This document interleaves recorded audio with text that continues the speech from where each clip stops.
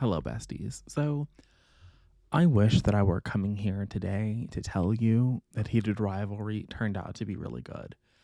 However, that would be me lying to you. It would be a lot. Like, it would 100% be a lie. And while yesterday, when I was complaining about Game Changer, was it yesterday? It might have been the day before. Whenever I was complaining about Game Changer, I was telling you that or I might have cut this part out, but I knew in my heart of hearts that I did not need to go into this series whatsoever. And then I saw some people that do I agree with their bookish opinions? I don't really know if the overlap is necessarily there, but I knew that there were some people, or at least one person, who had recently read this and was like, oh my goodness, this is so good. And is the sort of like antidote maybe, or like a response to, again, the same conversation around like, do we even need dual POV romance? That I was like, okay, if this person thinks this is like a really good example of dual POV romance, maybe Game Changer was bad, but Heated Rivalry will be good. And the answer to that question is no. No, this was slop. This was absolute drivel. I said yesterday that Rachel Reid was a talentless hack, and today I would double down on that. 100%. Like 100,000%, I would double down on that.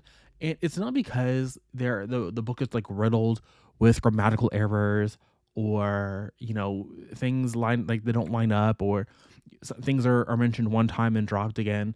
But I 100% think that the way that Shane Hollander as a biracial character is handled in this book is. Are we seriously not talking about that? Like, there's a scene in this book where, if this were the only thing again, we talked about it yesterday, there's more instances of that same kind of behavior, more things where Shane Hollander is young and boyish and feminine, and I think the only character growth that he has over the course of over the course of the novel, is becoming like a needy bottom, which love needy bottom representation. So congratulations to the needy bottoms of the world. Shane Hollander is there, proud member of the organization. But at every instance where we're constantly talking about him being, again, young and boyish and feminine, and all that directly relates back to his Asianness. And then there's a scene in the book where the only thing that Ilya knows about his parentage, he doesn't know what the parents look like, he doesn't know anything about them other than the fact that his dad is the white Canadian man and Shane's mother is Japanese Canadian. She was like, I think she was actually born in Canada to Japanese parents who had just immigrated to Canada. I think that's how Shane describes it, if that matters. But he's like, oh, you're pretty because you're mom. So the attractive things about you are your Asian features, which are also the feminine qualities about you that I, Ilya, appreciate. It is crazy to me that this is how the book is the entire runtime. The entire runtime, and nobody wanted to go, huh, that's strange. And it's not to say that if Shane Hollander was a white character, all of these constant remarkings on his boyishness or feminine qualities would be, actually, take it back, I think it would actually probably be okay. Like, it might be a little bit weird, but I was like, okay, sure. But all of that, and then you add on top of the fact that he becomes just a needy bottom who's like, no, I don't want to use my penis. What is my penis? I don't want to be the peg. I want to be the hole. Like, again, can you have an age? Maybe, again, I think there are qualities to this character in The Emperor in this Palace by Justinian Wong. But you know the difference between Justinian Wong writing that into a character with Asian, heritage, and Rachel Reid?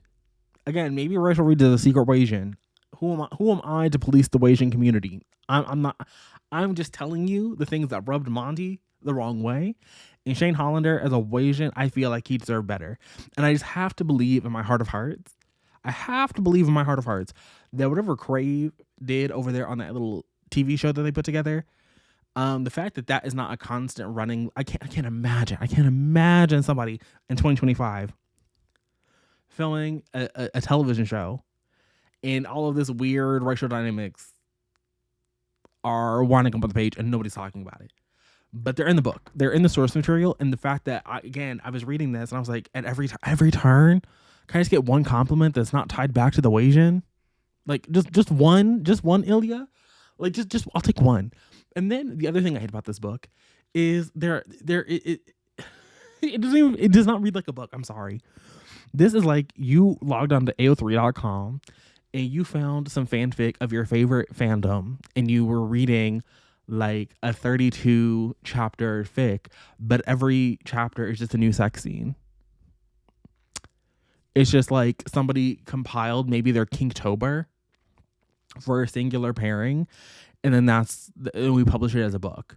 Now it's a little bit more vanilla than you're reading, 30 Days of Kinktober fics, but like this was not a novel. Like I'm sorry, the character development wasn't there. Ilya as a character is probably a little bit more complex than Shane Hollander, which is crazy to me because I feel like the book is not and it's not an even split. It feels more like it leans in Shane's favor, and Shane wasn't as insufferable as Kip, but I hate him more than Kip.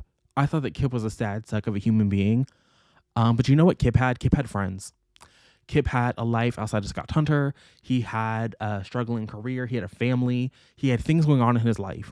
Even Scott Hunter, he didn't have as many things happening in his orbit, but he definitely had a core friend group. There were things that were happening around him that he was interested in.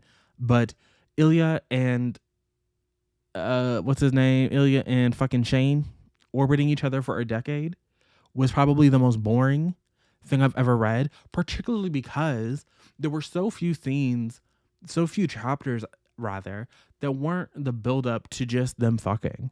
And so it's like, yes, there are things happening there's a couple of scenes in there that are a little bit more emotional, but they're so fleeting and it's so untethered from the next thing that it doesn't, I just don't care. Like as the reader, I do not care because these characters don't feel real. These two, like you could swap these two characters out for anybody. And I think that that's part of why also like the rivalry part does not really work for me in this, because we're not really establishing them having a rival. We're not establishing them caring about the rivalry. We're just, even in the early days, because we do go, backwards and forwards through time here. We see them late on in their career, early in their career, and we see at the very beginning, at the genesis of everything, that there's not really, neither one of them really care that much about it at any point in the history of them being, this big thing in the media.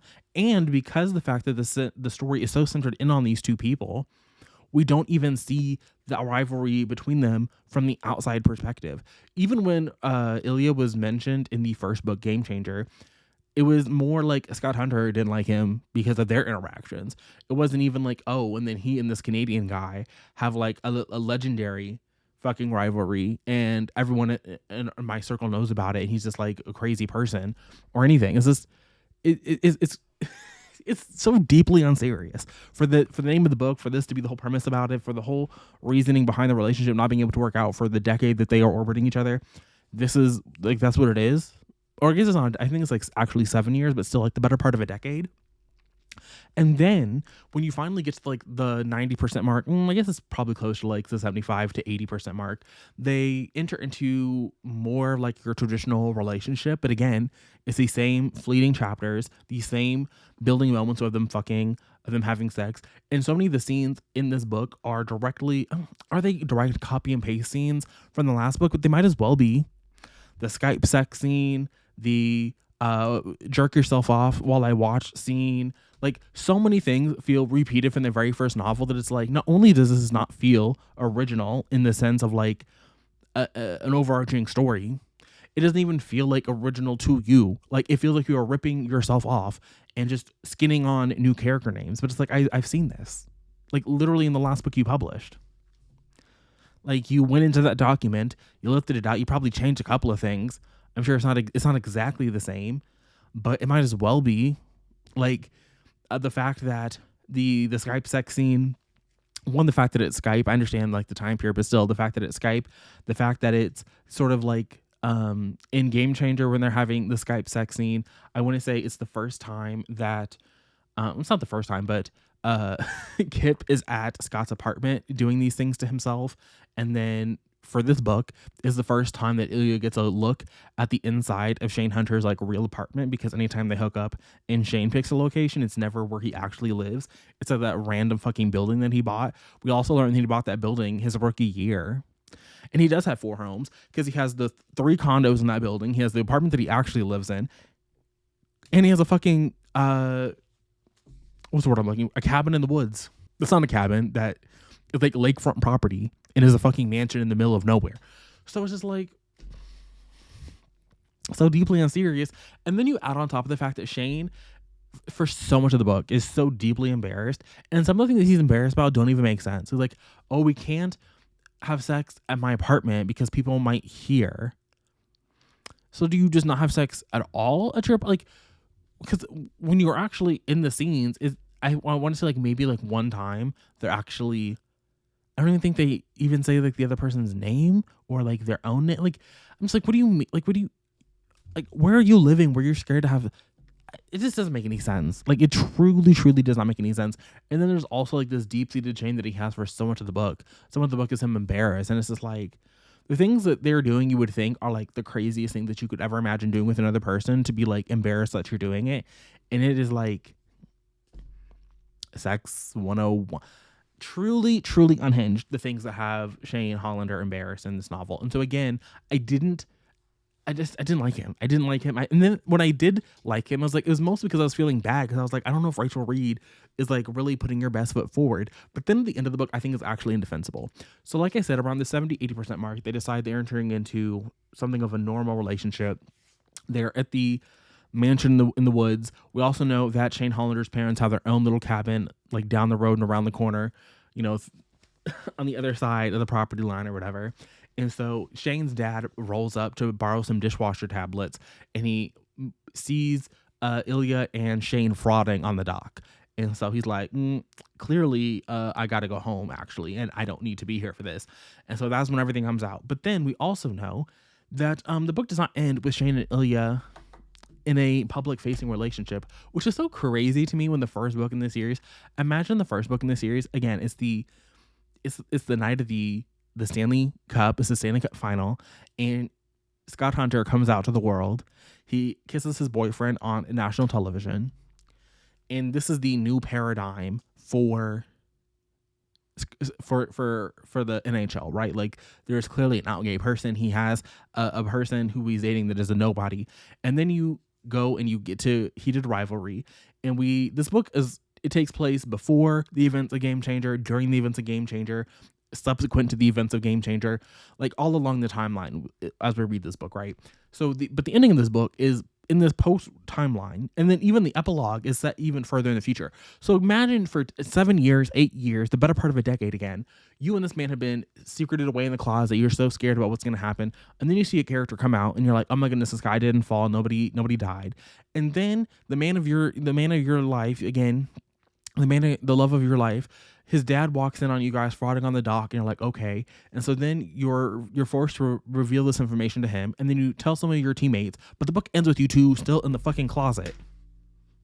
Still in the closet talking about, oh yeah, one day, at some point, maybe when we retire, we're going to come up with this new plan. And so then they hatch this plan, and they get Ilya traded to Ottawa, and so now they're going to keep fucking in secret, because now they're both in Canada, they're an hour away from each other, and not, I don't even know how far fucking Montreal and Boston are away, but something tells me that if like you have millions of dollars to the point that you're buying whole buildings, then I think that first, again, like you are two people that could have, the hour drive or whatever, like is silly. Like, y'all could have been seeing each other, y'all could have been fucking. The fact that you were only fucking once or twice a year already was deeply unserious, but whatever, I digress.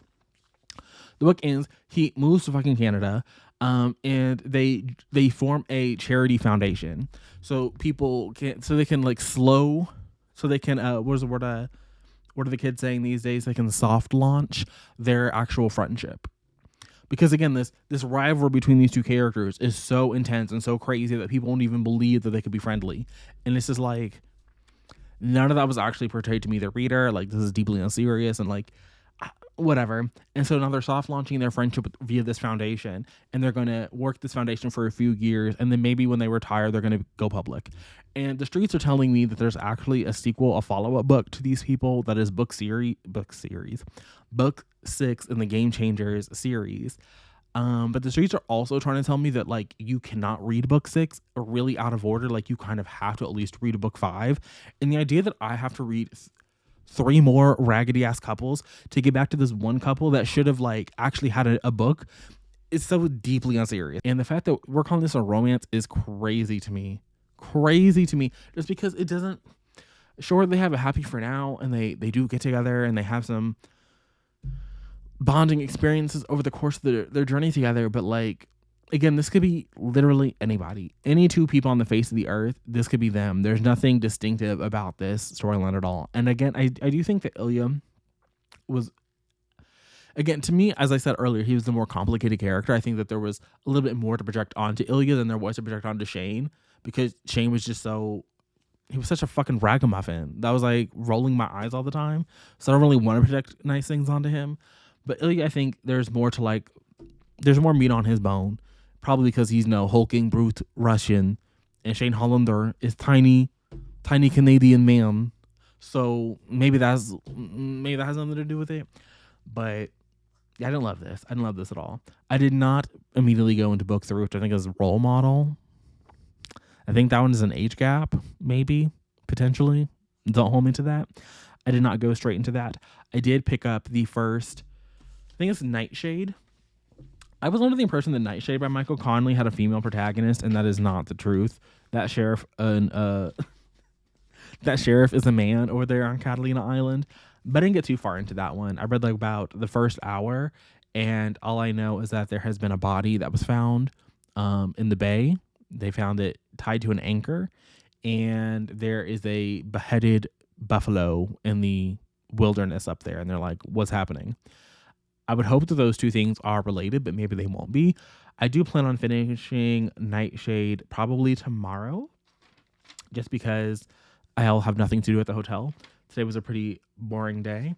So the plan for this week would be to finish Nightshade tomorrow, maybe Bloodwork on Wednesday, and then on my little long weekend, start some of the physical reading on my Kindle. I know I have See You at the Finish Line, and I have The Open Era by Edward Schmidt. Those are, I forget who wrote See You at the Finish Line, but The Open Era and See You at the Finish Line are both male sports rivalry romances that I would like to compare to Heated Rivalry, just to see if like maybe I'm being too hard on Rachel Reid. Maybe it's possible. I don't think I am, but it's, again, anything is possible under the sun. And then I also have a Kindle Unlimited trial at the moment. So I have Twisted Lies because the audiobook is unavailable from my libraries at the moment. I think it's just because they're coming out with that new edition, the duet edition of Twisted Lies next month. And I guess you can still buy it on Amazon, the regular version that's just a dual narration and not duet. But I didn't buy any of the other Twisted books, and I don't plan on buying that one. So I have the ebook on my Kindle, so maybe I can finish out the Twisted series by, I've been saying Anna, but I think it's Anna. I think that's what Cindy K said when I was listening to Twisted Hate. So my apologies to Anna. It's not me to offend you, even though I don't like the books. But that's all I have for today. We'll be back again tomorrow. So until next time, stay safe, stay hydrated, and I'll see you when I see you. Bye.